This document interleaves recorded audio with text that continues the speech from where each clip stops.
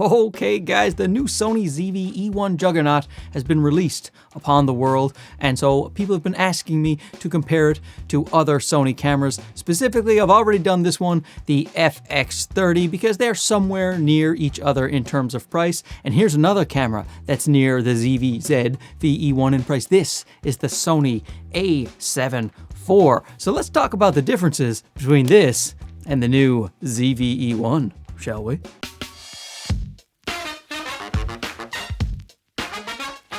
So with the A7IV being $2,500 and the Zv-E1 being $2,200, understandably, a lot of people are wondering which of those two cameras should they pick up. And I'm here to list all the things that may interest you. So let's start with the advantages the A7IV has over the Zv-E1, and let's start with the EVF. 3.68 million dot EVF, the little electronic viewfinder, the thing you look through, very helpful when you're trying to frame up your shot in a bright environment, especially for photos. And EVF is essential for a lot of people. And as you may know, the Sony Zv-E1 has no EVF at all. It only has a 1.04 million dot LCD screen, and this one also has a 1.04 million dot LCD screen, which I don't think is good enough for either camera. Sony really needs to put better screens in their cameras. The one on the FX30 is good. Keep doing that, guys. Stop doing this. A 33 megapixel sensor, and this is very important for a couple of reasons. If you want to take photos, you want to print large, or you want to do cropping in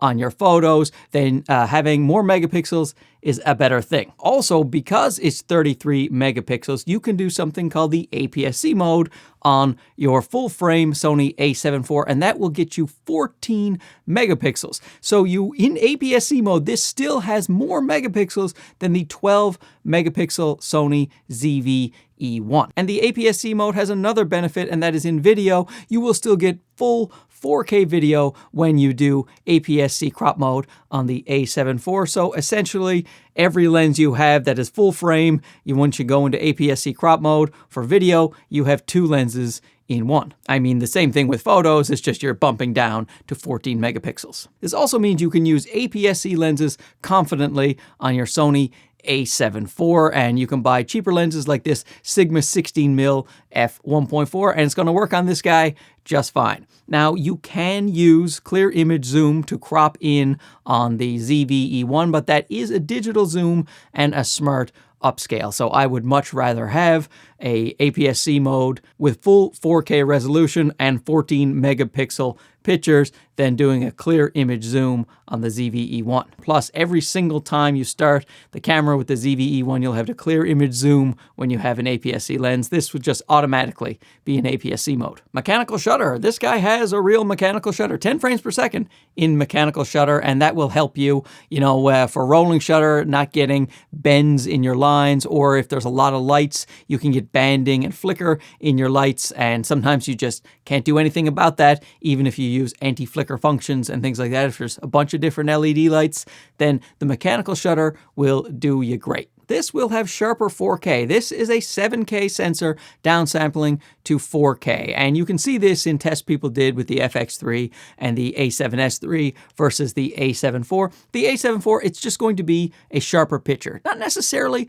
a better picture. Some people prefer the way things look coming out of the A7S III sensor. But if you're just looking at sharpness alone, this is going to be a sharper 4K. 2 card slots. This guy has 2 card slots, which is essential for people who are doing pro work. If you're getting paid, you got to have redundant recording. So you want to take your photos, you want to take your video. If you can't lose them, then you need a backup. And having the 2 card slots is essential for a lot of people. And one of the card slots is actually CF Express A card. So if you need that faster card, this one can support it. Full-size HDMI. Thankfully, the A7IV has a full-size HDMI port. Very, very great to have. It's like right now I've connected the FX30 to my Ninja 5 monitor. Full-size HDMI. Those little HDMI cords, the micro HDMI that's on the Zv-E1, they break all the time. They are such a pain in the butt. And if you break it in the camera, that is quite a costly repair. So anytime I'm hooking up external monitors, definitely want the full-size HDMI port. This guy is weather sealed. The ZVE1 is supposed to be weather resistant, but you're going to have a much better time in the harsher elements with the Sony A7IV. Speaking of the elements, there is less overheating on the A7IV. Some people have complained the A7IV does have some overheating issues at times. I personally have never experienced the overheating once I set the internal temperature to high. I ran this on 4K 60 just yesterday for 2 hours, and the overheat warning didn't come on at all. So I would be much more confident in this camera when it comes to overheating. So of course, if you need hours and hours of recording and it's going to be a warm environment, I would opt for something like the FX30 that has a fan, or the FX3 when you're going to be in those types of environments. But out of the two, the A7IV looks like it's going to hold up a lot better in warmer climates. It's got a better build overall. It is more solid. It has more magnesium alloy. It is a little bit plasticky itself, but not as plasticky as the ZV series, which is to be expected. They're trying to cut costs with that series, and this one has a beefier grip, so it is easier to hold on to. It has more buttons for customization, and it also has more dials. Front dial here for, say, your aperture, back dial for your shutter speed. There's actually another dial you can program right here. The default is exposure compensation, and you can lock that dial, which is nice. And then there's the scroll wheel on the back that you can also use for a dial. This is a much easier camera to use in the field if you're doing a lot of setting changes. So what about the advantages of the ZVE1? And there are a few. The first one is 4K 60 no crop. So it doesn't crop in at all with 4K 60. So if you want to quickly go from your regular 4K 60, no problem at all. There's a 1.5 times crop on the Sony A7IV. 4K 120, I have to put an asterisk by this because it's still April 2nd, so they haven't released the 4K 120 for the ZVE1 yet, but there's supposed to be a 10% crop in 4K 120, and it's great to have 4K 120 on a camera at all. So I don't know how long it will last or how the overheating issues will go, but I will definitely utilize the 4K 120 when I get it. It's something I use a lot, and I'm glad it's in the ZVE1. It will also have 240 frames per second in 1080, so that's nice if you want that extra slow motion. It's going to have better rolling shutter than the A7IV. One of the criticisms of the A7IV is the rolling shutter is not great. Personally, I haven't found it to be a problem at all, but if you're going to be doing a lot of whips and pans, or you're filming things that are fast moving, maybe some people are playing tennis, you're watching some NASCAR, some Tour de France, then, you want something with less rolling shutter in video, and the ZVE1 has amazing rolling shutter. Extreme low light. Now I'm going to say extreme low light because the A7IV is amazing in low light, and in fact, you could argue that it is better in low light than the A7S III and the FX3 up to a certain point. You see, it has more megapixels, so technically, at the lower ISOs, it will have more noise if you zoom in enough than, say, an A7S III sensor or the ZVE1. But when you zoom out and you look at the picture as a whole, the noise is finer. It is smaller and really less noticeable. So right up until maybe ISO 10,000, this camera is going to be as good or better in low light than the ZVE1. But once that dual native ISO kicks in, that 12,800, and it switches over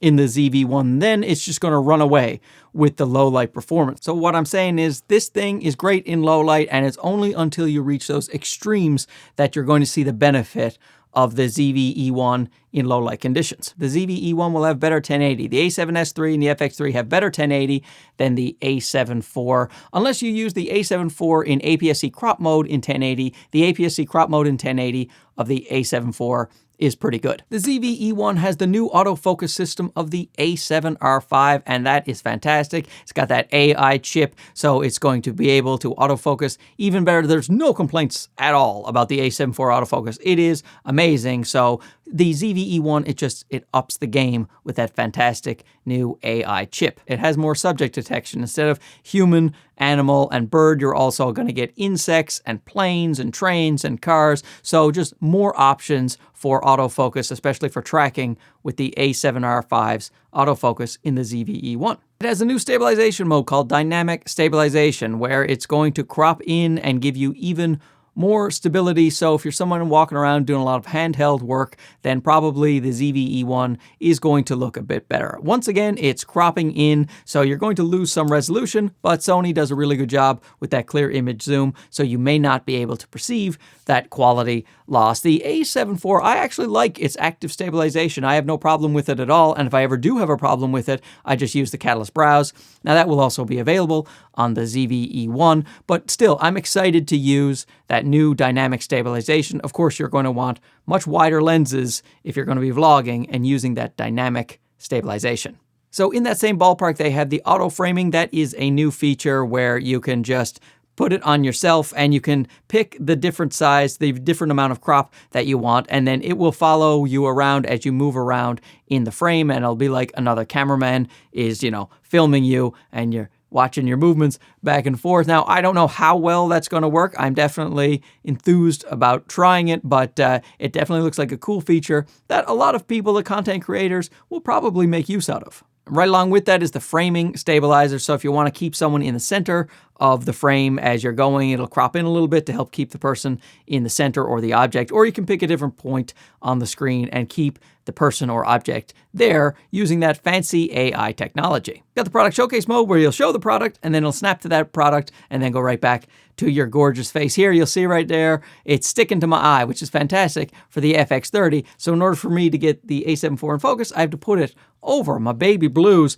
So this feature is, I use it on the ZVE10 all the time. It is really great for those types of content creators who are demonstrating products and showing things to the camera all the time. And you can set up on the A7 IV like a center focus and turn your auto settings up on bust, but you'll have to dig into the menus to do that, and then to switch it back to your eye autofocus, you have to go back to the menus. You won't be able to set up like a one-touch button to do something like that. The ZVE1 has the ability to load LUTs, and I think that is fantastic. There are many times that I wish I could load LUTs onto my A7 III because I'm using S-Log3 footage all the time, and I would like to see what my image is going to look like by using the LUT that I want to use in post, and you can do that on the ZVE1. I am hoping the A7 IV gets an update where I can load the LUT on, but I'm not holding my breath because Sony's not the best with their updates, are they? The ZVE1 will have a better onboard mic, and it can be directional. It can take the mic from the front, from the back, or you can just set it to auto and it'll figure it out on its own. Now, I always think you should plug in a microphone, use a lav, use a boom mic, something like that. But if you're just out in the field and the only thing you have is the camera and the mic, it's going to be better on the ZVE1, and it's also going to come with that little furry windscreen, that wand screen, that little, Don King looking thing where you put it on top there, and that really cuts out the wind noise, and it actually makes it pretty usable. ZVE1's going to have better automatic modes, which makes a lot of sense for the people they are targeting. You can just let the camera do all of the work in intelligent auto, and you can even change a few settings in intelligent auto, like the picture profiles or the color temperature up or down, make it brighter or darker, just not complicated ways that people can do it. It has a cinematic vlog mode where you can pick, it'll put those fake black bars over top, and it actually looks pretty good from all of the tests I've seen. They use S-Cinetone, or you can pick a different picture profile if you want, and then way less editing.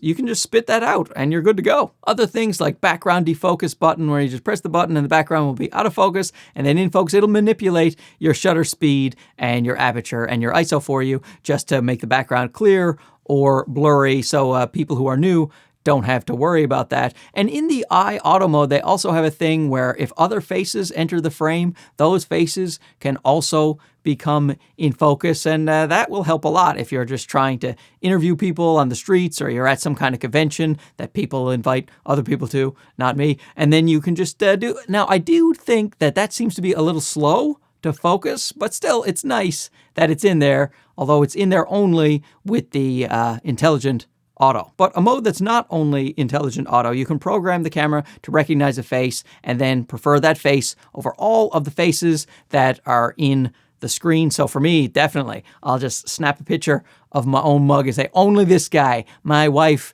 and kids, They don't matter. You keep the focus right here. 1.4, blur everyone else out. The ZVE1 is also smaller and lighter, and without that EVF especially, it makes it very good when you're trying to run it on gimbals. Much more gimbal-friendly camera to have that little square that is lighter than this guy with his little EVF sticking up. Has an even more updated menu system, swipe gestures on the screen itself, and you can also control things like aperture and shutter speed and ISO from the screen like you can on Canon cameras. That's a long time coming for Sony, and I'm glad it's there. You can stream up to 4K 30 straight from the ZVE1 from the USB port there, whereas the A7IV just goes to 4K 15 frames per second, so you'll have to use 1080 if you want a sensible frame rate like 30. So, or you could get a capture card if you want to use it with the A7IV, but if you're going straight into camera, ZVE1 goes 4K 30. Now, I will say that by the looks of it, that will probably overheat after a while. So if you're going to be doing really long streams, then I wouldn't use the 4K 30 on the ZVE1. I would switch it down to 1080, and in that case, it's the same as the A7IV. But in short bursts, you can do the 4K 30 on the ZVE1. So now I have no skin in the game in terms of which camera I think you should get because I am getting both of them. I have the A7IV and I am getting the ZVE1. They will serve different purposes for me, but that's the thing is I think the A7IV is overall a better buy for someone like me because I am a hybrid shooter. I like to take photos. I like to take landscape photos and print them out larger. I like to be able to use my APS-C lenses that I have for my APS-C cameras, so I can grab little APS-C bodies and bring them along with my full frame bodies, mix and match the lenses. So for me, the A7IV has a better value proposition. However, there are times that ZVE1 is going to come in very, very handy with that 4K 120, the 4K 60 uncropped, all those fancy AI features. So I'm going to be happy to have both. I just want you to know the differences between them so you can make a better informed decision and not be crazy like me and buy all of the cameras that exist. Anyway, thanks for watching. We'll talk to you again soon. Okay, bye-bye.